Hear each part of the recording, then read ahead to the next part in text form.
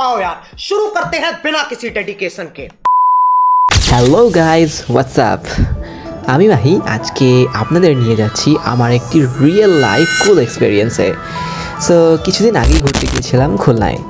হ্যাঁ, সেই খুলনা যেটির নাম শুনলেই মনে পড়ে চিংড়ি।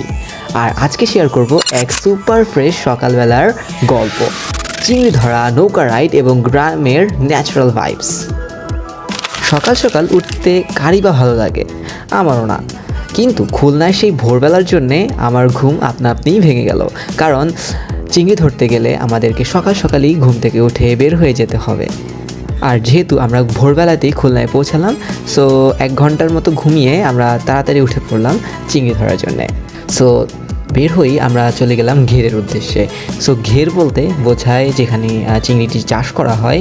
এখানে পুকুরের মতো করে এগুলো কেটে কেটে এখানে চিংড়ি চাষ করা হয়। মাঝখানে হলো একটি হাঁটার জায়গা রাখা হয়, যেগুলো দিয়ে মানুষজন যাতায়াত করতে পারে, কারণ চিংড়িগুলোকে খাবার এবং এগুলো রক্ষণাবেক্ষণের জন্য।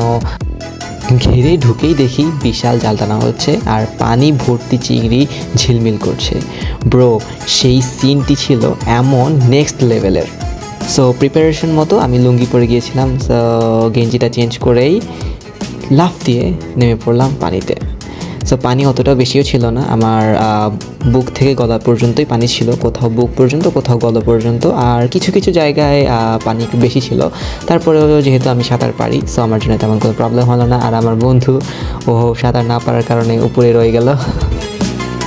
আর যেহেতু চিংড়ি ধরার আমার পূর্বের অভিজ্ঞতা ছিল, তাই আমার তেমন বেগ পেতে হলো না চিংড়ি ধরার জন্যে।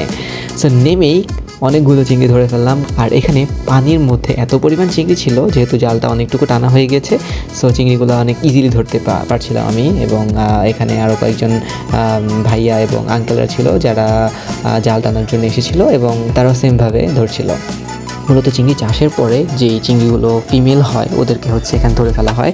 আর এই চিংড়িগুলো ছোট ছোট, কারণ এগুলো হচ্ছে কয়েক মাস হলো ছাড়া হয়েছে, এগুলো এখনও বাজারে যাওয়ার মতো হয়নি। এখান থেকে শুধুমাত্র ওরা মেয়ে চিংড়িগুলোকে আলাদা করছে, কারণ এটার হচ্ছে ভালো দাম আসে না। তাই যেগুলোতে ডিম আছে বা যেটাকে বোঝা যায় এটা হলো মেয়ে চিংড়ি, মানে মেয়ে চিংড়িগুলোকে হচ্ছে এখান থেকে ধরে ফেলা হচ্ছে। সো এগুলোকে বিক্রি করা হবে না তো খেয়ে ফেলা হবে আর কি।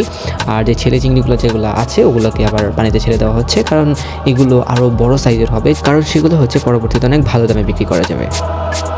এখানকার লোকজন একদম লিজেন্ড ভাই, সকাল থেকে নেট টানছে, ফ্রেশ মজা করছে, আর আমাদেরকে একেবারে ফ্যামিলির মতো ট্রিট করছে।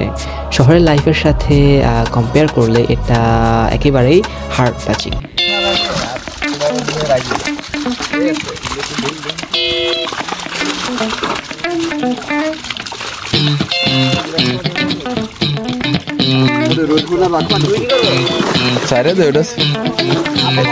এই যে এটা নিয়ে আসছি তো ওই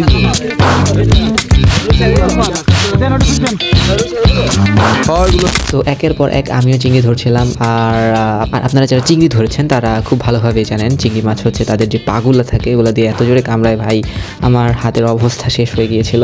তো এরপরে অনেক মজা পাচ্ছিলাম, তো তাই আমিও একের পর এক ধরে যাচ্ছিলাম আর বাছাই করে করে যা রাখতে হবে তা রাখলাম, আর যেগুলো ছেড়ে দিতে হবে সেগুলো ছেড়ে দিচ্ছিলাম।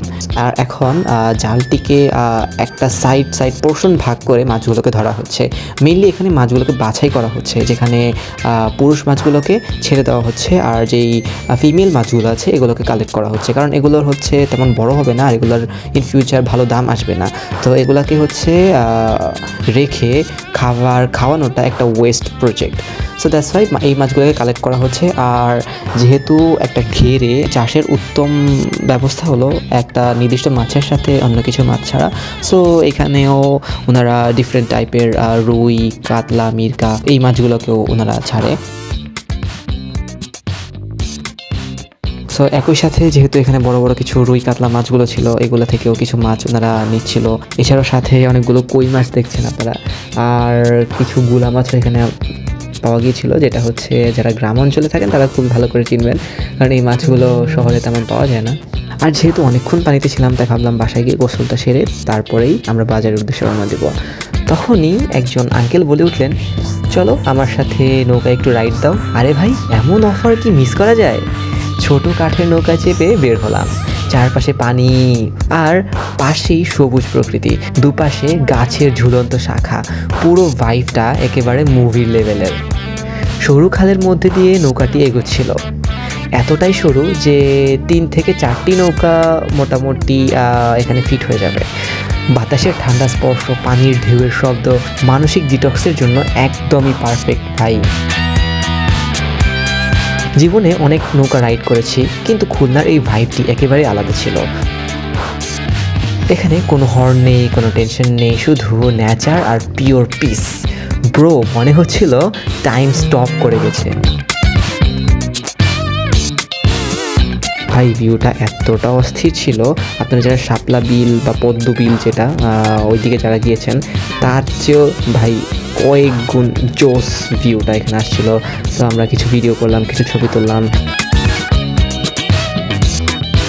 এরপরে বাসায় ফ্রেশ হয়ে আমরা রওনা দিলাম বাজারের উদ্দেশ্যে, যেখানে মাছগুলো বিক্রি করা হবে।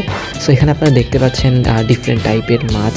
লাইক এখানে হলো সব জায়গা থেকে মাছগুলোকে এনে একত্রিত করা হয়, এবং এখানে যারা দোকানদাররা আছে ওনারা হচ্ছে মূলত ব্যাপারী। ওনারা এই মাছগুলোকে কিনে নেয়, পরবর্তীতে এগুলোকে ঢাকায় বা দেশের অন্যান্য প্রান্তে পাঠানো হয়। সো ওনারা হচ্ছে একত্রিত করে এখানে কিনে এবং এখান থেকে সারা দেশের সব জায়গায় পাঠায়।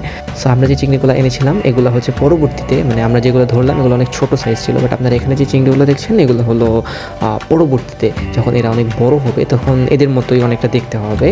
আর এছাড়াও এখানে অনেক টাইপের মাছ দেখলাম, অনেকে নিয়ে আসছিল। যেমন এগুলো দেখছেন কাতল মাছ। ভাই মাছের সাইজগুলো এতটা জোস, এক একটা বিশাল সাইজের মাছ। সো এরপর ডিফারেন্ট টাইপের মাছ, সব মিলিয়ে অনেক জোস একটা এক্সপিরিয়েন্স। তো ফ্যাম, এই ছিল আমার খুলনার এক ফায়ার সকাল। চিংড়ি ধরা, নৌকা রাইড আর গ্রামীণ ভাইবস। আপনারা যদি কখনো খুলনা আসেন, চিংড়ির ঘেরগুলো অবশ্যই চেক আউট করবেন। Trust me, life time memory বানিয়ে নেবেন। ভিডিওটি যদি ভাইব দেয় তাহলে অবশ্যই লাইক দিবেন, আর কমেন্ট করে অবশ্যই জানাবেন কোন পার্টটি আপনি এনজয় করেছেন। আর মাহি অন দ্য ওয়েতে সাবস্ক্রাইব করতে অবশ্যই ভুলবেন না। নেক্সট ট্রাভেলের ভাইবস নিয়ে আবারও ফিরবো খুবই শীঘ্রই ইনশাআল্লাহ। ততদিন